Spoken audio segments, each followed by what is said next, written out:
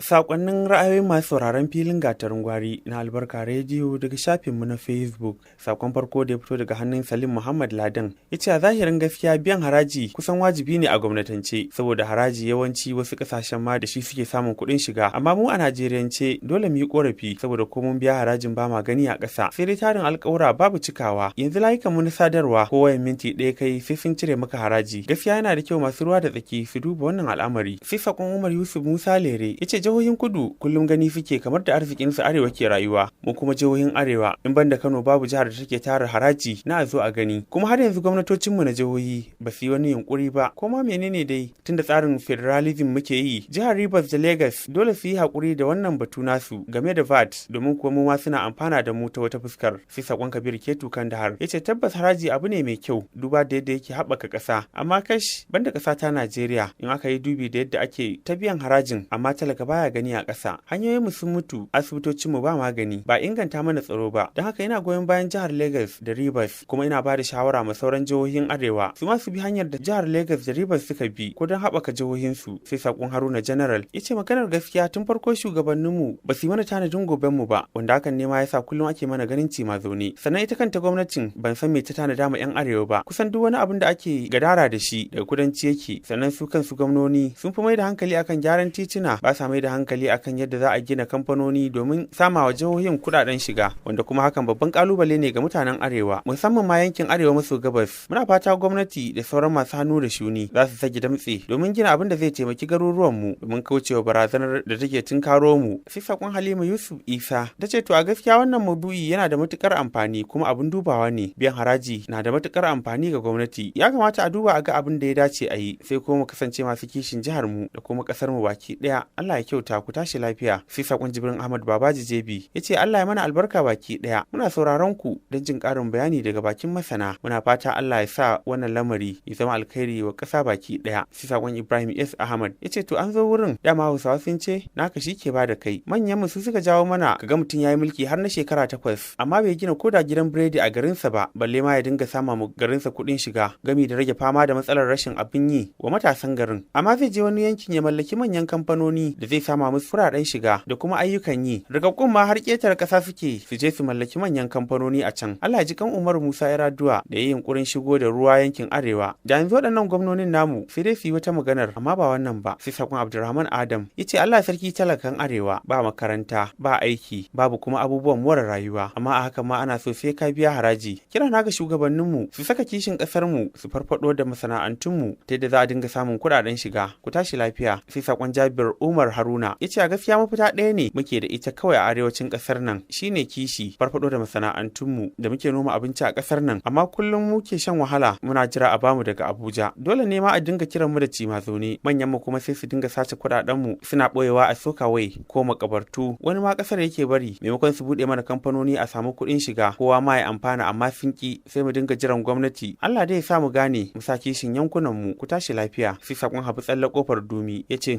haraji a Najeriya ai makaruhi ne ba wajibi bane saboda babu abin da ake tsinana mana da shi. Sai sakon Adamu Aliyu ya ce tabbas biyan haraji tana da muhimmanci ga gwamnati, amma fa ga talakawa duk uwar ubansu ɗaya ne, da a biya da kar a biya. Sai sakon Ukasha Umar ya ce maganar haraji kam laifin jihohin mu ne, domin sai ka ɗauki kaya daga arewa ba za ka kashe ko sisi ba, amma kana shiga da shi yankin kudu wallahi kuɗin haraji sai ya kai kusan kuɗin da ka sayi kayan, domin kowace ƙaramar hukuma ka shiga sai ka biya haraji. Mu ma ya kamata namu su fara haka. Sai sakon Sama'ila Musa Dan Dora Toro ya ce biyan haraji wajibi ne idan dai har za a yi amfani da shi a yi ma talakawa aiki. Ya kamata gwamnatocinmu na arewa su gyara kamfanoninmu domin ci gaban jihohinmu na arewacin Najeriya. Sai sakon Isa Adamu Jika Mai Saje Toro ya ce hakika akwai sauran aiki a gaban jihohinmu da suka dogara da kuɗaɗen da ke shigo musu daga gwamnatin tarayya. Muna fata za su fara kokarin samawa kansu mafita kafin hakan ya tabbata. Sai sakon Amina Sharif ya ce a gaskiya gwamnatin Lagos da Rivers sun yi daidai duba da yadda gwamnatin tarayya take tara kuɗin VAT ba ji ba gani, amma talakawa ba sa gani a ƙasa. Don haka ya kamata sauran gwamnatoci na yankinmu na arewa su koya a wajen gwamnatin Rivers da Lagos. Sai sakon Isa Guru Lawali Mai Fili Taraba ya ce babu shakka arewa na da hanyoyin samun kuɗin shiga, sai dai